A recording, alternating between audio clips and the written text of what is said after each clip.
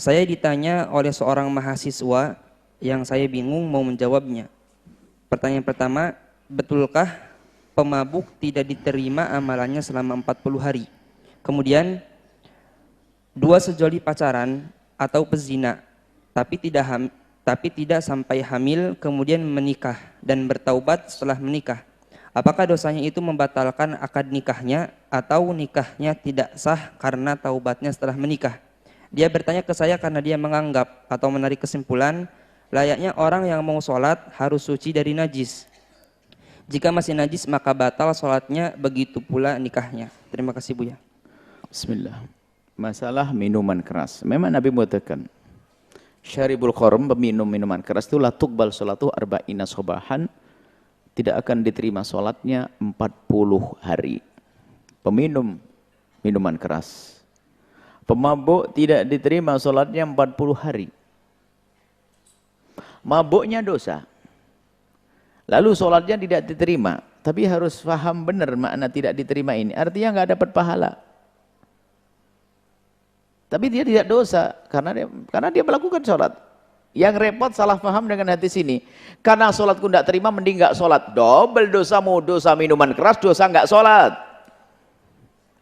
Jadi yang pernah mabuk kemudian melakukan sholat dan tobat akan diterima. Maksudnya yang dikatakan pemabuk tidak diterima sholatnya 40 hari adalah pemabuk yang nggak tobat.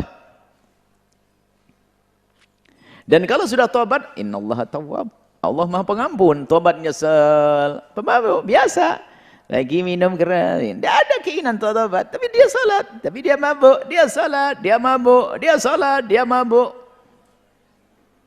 Mabuknya dosa besar, sholatnya tetap wajib dan sah sholatnya sesuai asalkan terpenuhi syarat-syaratnya, cuma tidak dapat pahala dia, tidak diterima sholatnya. Jangan salah paham, yaitu tadi ada salah paham ya, kalau tidak diterima ngapain sholat, mending nggak sholat. Kalau nggak sholat bukan tidak diterima sholatmu, kamu dosa besar, lebih gede daripada dosa minuman keras lagi. Jadi siapapun yang pernah terjerumus dalam minuman keras, segeralah tobat agar diterima sholat anda oleh Allah. Dan Allah maha pengampun. Yang kedua adalah na'udzubillah, semoga Allah menjauhkan kita dari zina. Wahai saudara-saudariku, pintu halal mudah dibuka. Kenapa harus masuk pintu haram? Pintu halal mudah dibuka, pernikahan nggak harus pakai resepsi kalau agar lebih mudah. Mendatangkan seorang walinya, lalu dengan dua saksinya, selesai.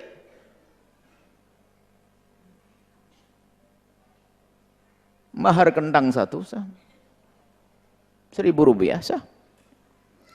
Maksudnya begitu mudahnya pernikahan halal, kenapa harus masuk wilayah haram? Ada apa? Apa yang menjadikan seorang masuk ke wilayah haram? Imannya, ada pintu halal.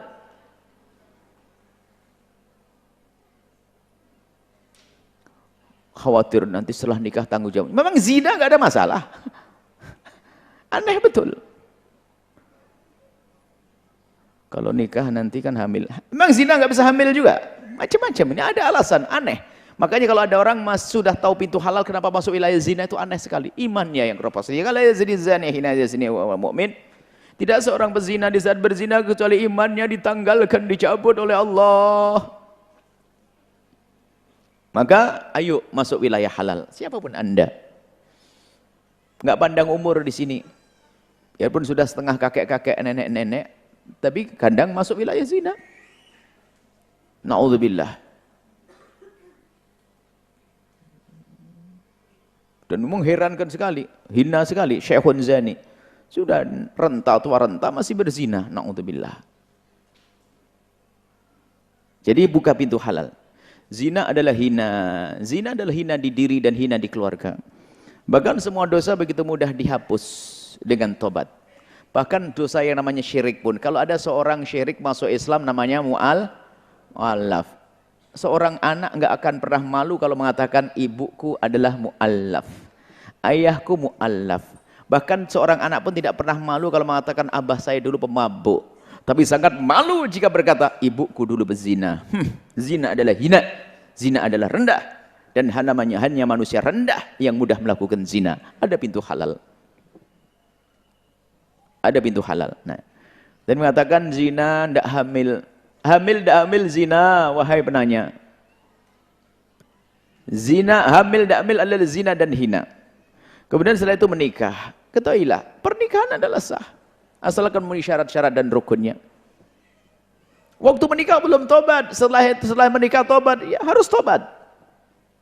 Apakah sebelum nikah? Jadi yang jelas, perzinaan itu tidak menghalangi pernikahannya. Tidak akan menjadikan pernikahan tidak sah. Pernikahannya tetap sah. Dan harus tobat, takut kepada Allah, dan berjanji untuk tidak saling mengungkap dan mengungkit. Dan jangan sampai ada prasangka buruk, mungkin pasangan itu yang pernah berzina dengan Anda memang tidak pernah berzina. Maka sebetulnya ada anjuran, kalau ada seseorang pernah berzina dengan seseorang, maka hendaknya jangan menikah dengan orang yang pernah menzinai atau dizinai. Jika ada seorang laki-laki menzinai seorang wanita, atau seorang wanita dizinai seorang laki-laki, maka alangkah baiknya kalau menikah jangan dengan orang yang pernah menzinainya. Khawatir nanti ada suudon di masa depannya. Maka mungkin ada seorang laki-laki pernah berzina, menikahlah dengan seorang wanita yang tidak pernah tahu kalau laki-laki itu berzina. Seorang wanita pernah kepleset dalam zina, hendaknya dia menikah dengan laki-laki yang tidak tahu kalau wanita itu pernah berzina. Karena apa? Khawatir yang tahu kalau pasangannya berzina nanti terungkap suatu ketika nanti. Dasar kau pernah begitu. Sebab orang yang tidak punya iman bisa saja kalap dia. Kalau marah dengan suaminya tiba-tiba menyebut kau dulu pernah berzina. Atau seorang suami kalap marah dengan istrinya, sudah punya anak 5. Ini cerita-cerita 25 tahun yang lalu diungkap. Dasar kau, disebut kesalahan yang lalu. Karena tahu. Makanya bagi siapapun, semoga Allah menjaga semuanya. Para suami yang pernah tahu kisah perzinaan, para suami, ini nasihat, yang pernah mengetahui tentang kisah zina istrinya, sekarang sudah menjadi istri Anda. Awas, jauhkan prasangka buruk. Dia sudah tobat, dia sudah menjadi istri Anda. Jangan menduga-duga masa lalunya. Awas, hati-hati. Takut setan menggoda Anda. Sampai Anda mengungkapkan dengan anak Anda atau siapapun. Dia sudah masuk wilayah Anda, muliakan dia, angkat derajatnya. Mungkin masa lalu yang dia seorang wanita pezina, tapi bisa saja setelah itu menjadi lebih mulia dari yang lainnya. Hati-hati. Dan juga wahai seorang istri yang mempunyai suami pernah melakukan zina, tutup masa lalunya. Terlanjur Anda menikah dengan dia, Anda harus berjanji untuk tidak mengungkap kisah perzinaan suami sampai Anda mati atau dia mati. Jangan sampai, kadang-kadang ini loh emosi, dasar bapakmu dulu pernah begitu, dibongkar sama anaknya. Baik, ini saja. Jadi pernikahannya adalah sah, akan tapi nasihat tadi yang baru kami sampaikan, alangkah baiknya kalau pezina dengan pezina tidak saling menikah agar tidak tahu kalau pasangannya pernah berzina. Bahkan siapapun yang pernah kepleset dalam zina, hendaknya di saat menikah wajib jangan menceritakan tentang kisah perzinaannya. Jangan jadi wanita bodoh. Menceritakan tentang kisah perzinaan, bang terima aku apa adanya ya bang ya. Kenapa? Aku pernah zina. Mungkin dia seolah-olah menerima, tapi dalam hatinya ada amarah dia. Karena dia wanita bodoh.